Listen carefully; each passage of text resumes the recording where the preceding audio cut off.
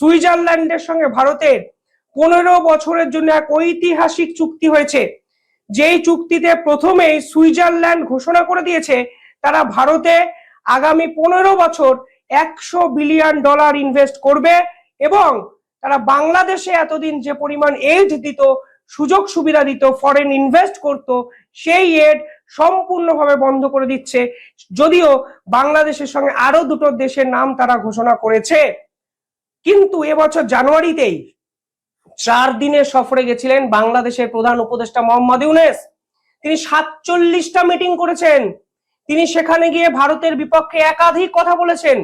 সুইজারল্যান্ডে গিয়ে ভারতের বিপক্ষে শুধু কথা নয়, নরেন্দ্র মোদীকে তিনি একাধিক কথাবার্তা বলেছিলেন সুইজারল্যান্ডের মাটিতে দাঁড়িয়ে।